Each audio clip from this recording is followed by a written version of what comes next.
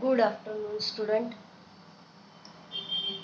आज हमें देखना है हिंदी भाषा का व्यवहारिक रूप किस प्रकार का होता है।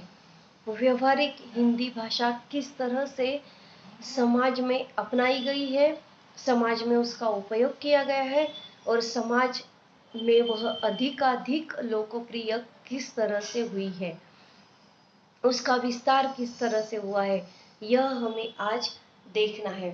तो इसलिए हमें डॉक्टर दयानंद तिवारी जी की जो व्यवहारिक हिंदी के अंतर्गत पल्लवन, यह जो पाठ उन्होंने हमें दिया हुआ है, उस पाठ का परिचय हमें पहले करना होगा। उन्होंने अपने इस पाठ के अंतर्गत हमें बहुत सारी जानकारी देने की कोशिश की हुई है। तो यह पल्लवन नाम जो उन्होंने रखा हुआ है, पल्लवन का अर्थ होता है फैलाव करना, उसे विस्तार करना, उस हर एक चीज का, वस्तु का विस्तार करना। जितना अधिक अधिक विस्तार हम करते चले जाएंगे, उतना अधिक प्रसिद्ध वह चीज, वह वस्तु या वह भाषा या और कोई अन्य विषय हो, जितना उसका प्रचार और प्रसार हम करते चले जाएंगे, उतना उसका विस्तार अधिकाधिक होता चला जाता है। तो उसका विस्तार करते समय कौन कौन सी बातें ध्यान में रखनी होती है, अभी हमें हिंदी भाषा का ही देखना है यहाँ पर पल्लवन के द्वारा। तो जब हम व्यवहारिक भाषा में हिंदी का प्रयोग करेंगे तो हमें कौन कौन सी बातों की ओर ध्यान देना चाहिए, वह हमें डॉक्टर दयानंद तिवारी जी ने इस पाठ के द्वारा समझाया हुआ है। तो पल्लवन की परिभाषा क्या है, परिभाषा यानी क्या, व्याख्या, डेफिनेशन। तो उसकी परिभाषा हमें देखनी होगी। इस पाठ का सारांश हमें देखना होगा कि इस सारांश के अंतर्गत उन्होंने क्या बताया है, पल्लवन और निबंध में क्या अंतर होता है, लेखन करते समय और उसका मौखिक तौर पर उपयोग करते समय दोनों तरफ से किस तरह अंतर उसके अंतर्गत है, वह भी हमें समझना होगा। पल्लवन लिखना भी एक बहुत बड़ी साहित्यिक कला है। पल्लवन लिखना भी एक बहुत बड़ी साहित्यिक कला है। तो वह कला किस तरह से है, उसका भी उत्तर हमें इस पाठ के द्वारा मिलना जरूरी है और मिलने वाला है, उसे भी हमें देखना है। पल्लवन की उपयोगिता क्या है, समाज के अंतर्गत, साहित्य के अंतर्गत उसका उपयोग क्या है, पल्लवन की विशेषताएं भी हमें देखनी है इस पाठ के द्वारा। और पल्लवन लिखने की शैली कैसी है, किस तरह से लिखा जाता है, वह भी हमें देखना है। और एक बात रह जाती है कि पल्लवन लिखने की प्रक्रिया कैसे होती है, उसे किस तरह से लिखा जाता है, यह भी हमें इस पाठ के द्वारा समझना है। तो हमें सबसे पहले देखना है कि डॉक्टर दयानंद तिवारी जो है, वह, आपको एक बात बता दूं, यह जो लेखक है डॉक्टर दयानंद तिवारी, यह हमारे महाराष्ट्र राज्य के रायगढ़ जिले के खोपोली नामक गांव में उनका जन्म हुआ था। बहुत ही नजदीक है हमसे वह। देखिए, तो फिर उनका पूरा परिचय देखते हैं हम। डॉक्टर दयानंद तिवारी जी का जन्म 1 अक्टूबर 1962 को महाराष्ट्र में जिला रायगढ़ के खोपोली गांव में हुआ। आप सफल अध्यापक होने के साथ साथ समाजशास्त्री तथा प्रतिबद्ध साहित्यकार के रूप में भी चर्चित है। समाज का भला करना, समाज के लिए कार्य करना, तो उन्होंने भी वह बहुत अच्छी खूबी से निभाया है। विविध विषयों पर किए जाने वाले गहन चिंतन के फलस्वरूप वह आकाशवाणी और दूरदर्शन के राष्ट्रीय चैनलों पर आयोजित परिचर्चाओं में भी सम्मिलित होते थे। दूरदर्शन और आकाशवाणी रेडियो पर जो अलग अलग राष्ट्रीय चैनल हुआ करते हैं, उन पर जो चर्चा सत्र का आयोजन किया जाता है, परिचर्चा का आयोजन किया जाता है, उसमें वह सम्मिलित हुआ करते हैं। महाविद्यालयीन समस्याओं के प्रति आप निरंतर जागरूक रहते हैं। महाविद्यालय के अंतर्गत आने वाली छात्रों को, विद्यार्थियों को, प्राध्यापकों को, शिक्षकों को तथा पूरी व्यवस्था को आने वाली जो सारी समस्याएं हैं, उन समस्याओं के प्रति वह हमेशा जागरूक रहे हैं। अध्ययन, अध्यापन आदि शैक्षिक विषयों को लेकर उनका लेखन कार्य निरंतर समाज को दिशा दर्शक रहा है। अध्ययन और अध्यापक के साथ साथ शैक्षणिक विषय किस तरह से सबके सामने लाए जाने चाहिए, छात्रों के सामने, शिक्षकों के सामने, समाज के सामने किस तरह से रखा जाना चाहिए, उसके ऊपर उन्होंने बहुत सा लेखन किया हुआ है। और वह लेखन कार्य उनका जो है वह हमारे समाज के लिए दिशा दर्शक का काम करता है। आपने विभिन्न राष्ट्रीय तथा अंतर्राष्ट्रीय संगठनों में समसामयिक विषयों पर मंतव्य रखा हुआ है। आपकी भाषा अत्यंत संप्रेषणीय और प्रबोधपादक है।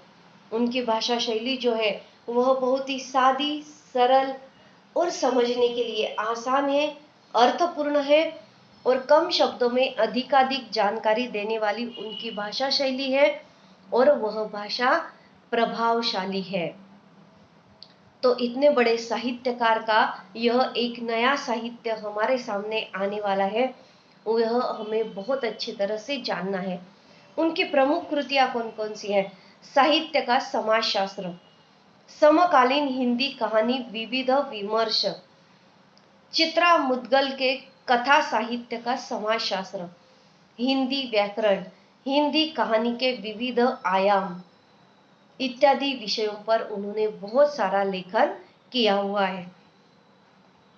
अभी उन्होंने हमें यह जो पल्लवन नामक लेख हमारे सामने रखा हुआ है, व्यवहारिक एकांकिका, तो वह एकांकिका का महत्व भी उन्होंने हमें बताया हुआ है कि एकांकिका अध्ययन किस तरह से किया जाता है। तो देखिए, हिंदी साहित्य में एकांकिका विशिष्ट स्थान है। एकांकी को सरल भाषा में नाटक का लघु रूप कहा जा सकता है। नाटक जो होता है वह अच्छी तरह से समझ लीजिए। नाटक 3 अंकों में विभाजित होता है, प्रवेश 1, प्रवेश 2 और प्रवेश 3। यह 3 अंकों में नाटिका पेश की जाती है। उसके अंतर्गत 2 कथाएं चलती है। एक प्रमुख कथा होती है जो पूरी तरह से नाटक को शुरू से लेकर अंत तक लेकर जाती है। एक ही विषय उसका प्रमुख रहता है और उसके साथ साथ जो दूसरी एक छोटी लघु कथा उसके अंतर्गत चलती है, जो कि प्रमुख नाटिका को, प्रमुख विषय को वह सपोर्ट करती हुई आगे लेकर जाती है। विषय विस्तृत करने का काम छोटी कथा करती रहती है। तो यह नाटिका जो है प्रमुख विषय अपना बदलती नहीं है, लेकिन दोनों कथाओं का कोई किस तरह से संबंध नहीं होता है, लेकिन वह संबंध जो है वह जोड़कर हमें दिखाया जाता है। तो वह नाटिका है। और एकांकिका जो होती है वह किसी एक ही अंश को लेकर, एक ही प्रसंगों को लेकर शुरू से लेकर अंत तक चलती है। यानी जीवन का कोई एक ही हिस्सा उसके अंतर्गत प्रस्तुत किया जाता है। तो वह हुई एकांकिका। एकांकिका को सरल भाषा में नाटक का लघु रूप कहा जा सकता है। जीवन के किसी एक अंश या किसी प्रसंग को एक ही अंक में प्रभावशाली ढंग से मंच पर प्रस्तुत करना एकांकिका की विशेषता है। अपनी बात को व्यक्त करने हेतु वर्तमान समय में एकांकी को उपयोग में लाना लेखकों के लिए उपयुक्त सिद्ध होता है। पाठ एकांकिका क्या है समझ में आ गया।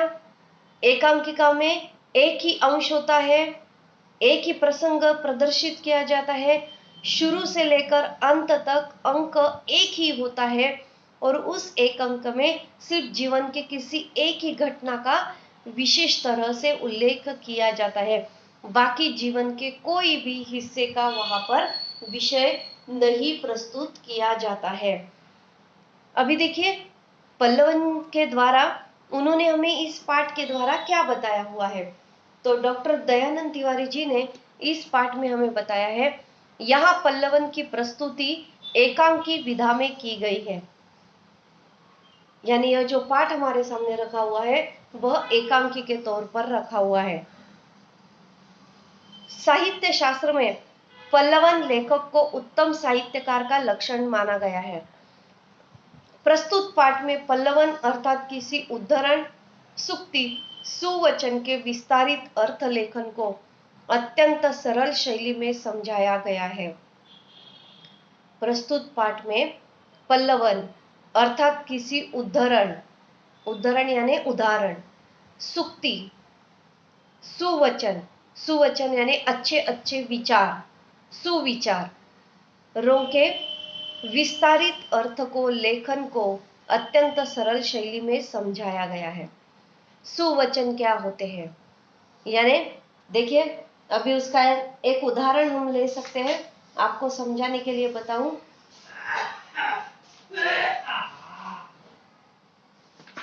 जननी जन्मभूमिश्च स्वर्गादपि गरीयसी।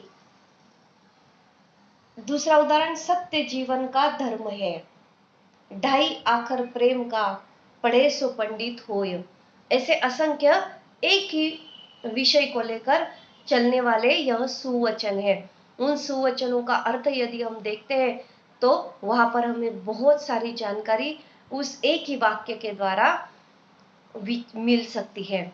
सुवचन को विस्तारित अर्थ लेखन को अत्यंत सरल शैली में समझाया गया है। पल्लवन शब्द की अवधारणा का प्रतिपादन और उसका साहित्य शास्त्रीय विवेचन प्रस्तुत हुआ है।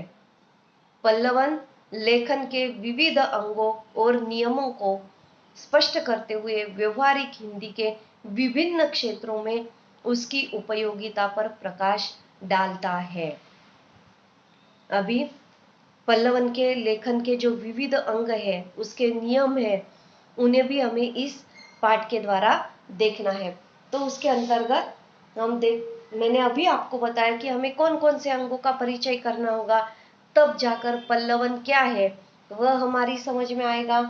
तो पाठ का सारांश, पल्लवन की परिभाषा, पल्लवन और निबंध में अंतर क्या है, पल्लवन लिखना एक कला है, उसकी उपयोगिता, उसकी विशेषताएं और उसकी शैली जो है वह हमें देखनी है।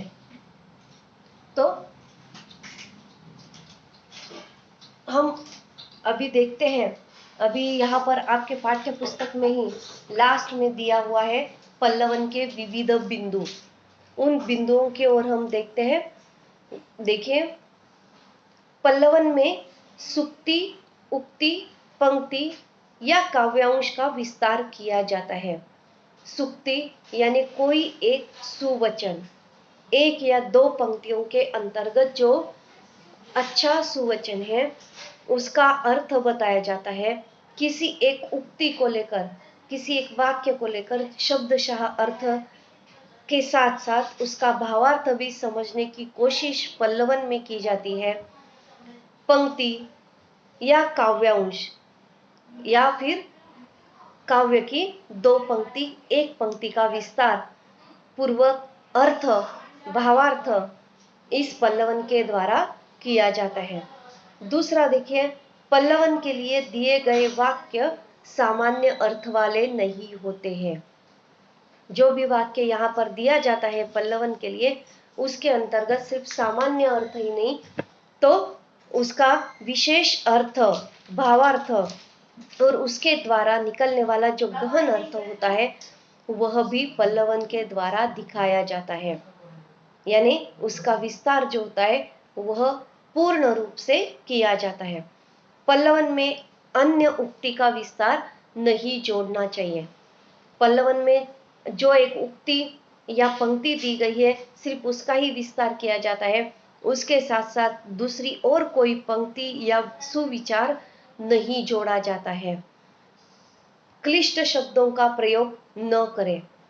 जब पल्लवन के द्वारा हम कुछ बातें समझाना चाहते हैं लोगों तक, समाज तक, विद्यार्थियों तक पहुंचाना चाहते हैं तो वहां पर क्लिष्ट शब्दों का प्रयोग नहीं करना चाहिए। सर्वसाधारण सरल शब्दों का उपयोग वहां पर किया जाना जरूरी होता है। पल्लवन करते समय अर्थों भावों को एक सूत्र में बांधना आवश्यक है। पल्लवन के करते समय अर्थों को और भावों को, मैंने अभी कहा कि अर्थ ही नहीं, शब्दशाह निकलने वाला अर्थ और उसके साथ साथ निकालने वाला जो भावार्थ होता है, दोनों को एक सूत्र में बांधना आवश्यक होता है। विस्तार प्रक्रिया अलग अलग दृष्टिकोण से प्रस्तुत करनी चाहिए। विस्तार प्रक्रिया जो है वह अलग अलग दृष्टिकोण से प्रस्तुत करनी चाहिए।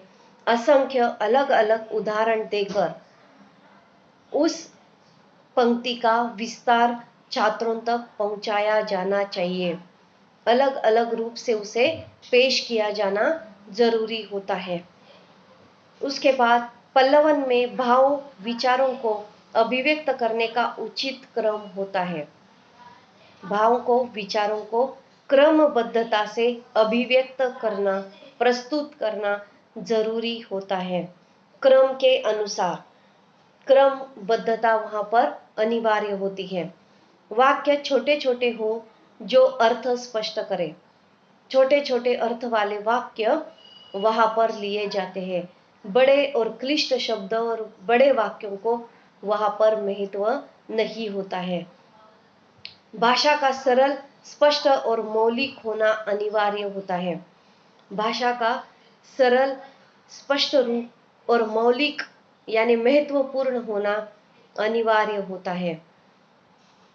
यानी जितने शब्दों की वहां पर जरूरत होती है उसका ही वहां पर उल्लेख होना जरूरी होता है। जिन शब्दों की वहां पर आवश्यकता नहीं है उन्हें वहां पर नहीं लेना चाहिए। सीमित शब्दों की मात्रा में वह पल्लवन समझाया जाना जरूरी होता है। पल्लवन में आलोचना तथा टीका टिप्पणी के लिए स्थान नहीं होता है। पल्लवन में आलोचना करना, किसी पर कीचड़ उछालना या टीका टिप्पणी करना या दूसरे के विचारों को महत्व न देना या किसी के विचारों पर मत प्रदर्शित करना, यह पल्लवन में नहीं होता है। तो यहाँ पर टीका टिप्पणी के लिए बिल्कुल भी स्थान नहीं होता है। तो यहाँ पर यह जो पल्लवन है उसका विशेष रूप से हमें और अध्ययन करना है। तो हमें यह जानकारी जो है, सिर्फ हमने वहाँ पर जो प्रमुख विशेष उसके बिंदु है उनको हमने यहाँ पर देखा हुआ है। तो उसके साथ साथ हमें और एक बात जाननी होगी कि पल्लवन की परिभाषा क्या है। तो मैं आपको वह परिभाषा बताती हूँ। बिल्कुल ध्यान से आपको वह ध्यान में रखनी है। पाठ्य पुस्तक के अंतर्गत वह स्पष्ट रूप से नहीं दी हुई है, लेकिन आपको मैं बताती हूँ, ध्यानपूर्वक सुनिए। पल्लवन का अर्थ है विस्तार करना, उसका फैलाव करना या फिर उसे अर्थ और भावार्थ के साथ प्रस्तुत करना। जब किसी उदाहरण, लोकोक्ति आदि का अर्थ स्पष्ट करते हुए उदाहरणों के साथ 200 तथा 300 शब्दों में जहां पर विस्तार किया जा सकता है या जाता है उसे पल्लवन कहते हैं। अलग अलग उदाहरण देकर लोकोक्ति के द्वारा 200-300 शब्दों की मर्यादा के साथ शब्दों में विस्तार किया जाने वाला जो सूक्ति है, उक्ति है, काव्य पंक्ति है, उन्हें पल्लवन कहते हैं। तो यह हुई हमारी पल्लवन की परिभाषा। उसके बाद है पल्लवन और निबंध में अंतर क्या है। तो अभी मैंने कहा कि एकांकिका और नाटक में जो संबंध है, मैंने अभी बताया कि नाटक जो है वह 3 अंकों के में पेश किया जाता है। एक लघु कथा के साथ साथ एक प्रमुख कथा के साथ साथ लघु कथा चलाई जाती है। प्रमुख कथा का विषय शुरू से लेकर अंत तक जीवन के सभी अंगों पर प्रदर्शित किया जाता है, लेकिन एकांकिका जो होती है वह एक ही अंक में प्रस्तुत की जाती है।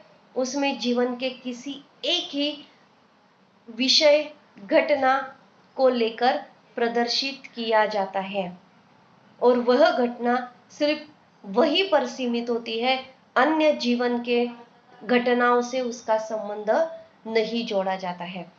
तो अभी हमें देखना है कि पल्लवन और निबंध में अंतर क्या है।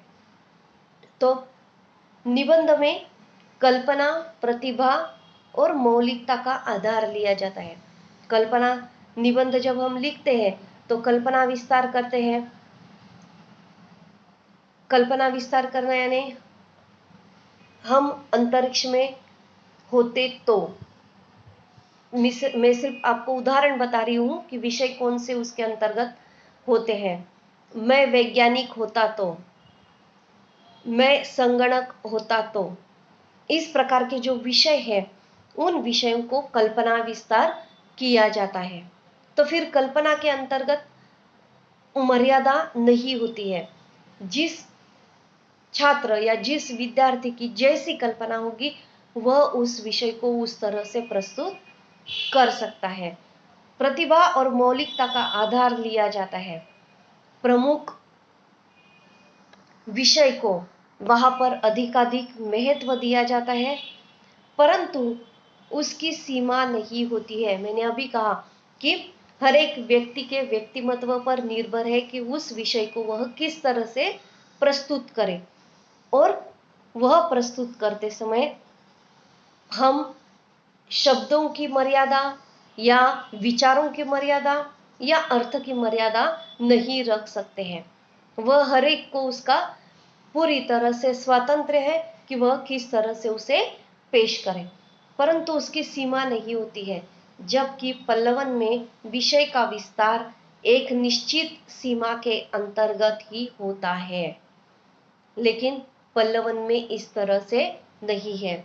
उसमें शब्दों की मर्यादा है, विषय विस्तार की मर्यादा है और उसके अंतर्गत सीमाओं की भी मर्यादा है। विषय को उतने ही शब्दों में प्रस्तुत किया जाता है जितनी उसकी मर्यादा है।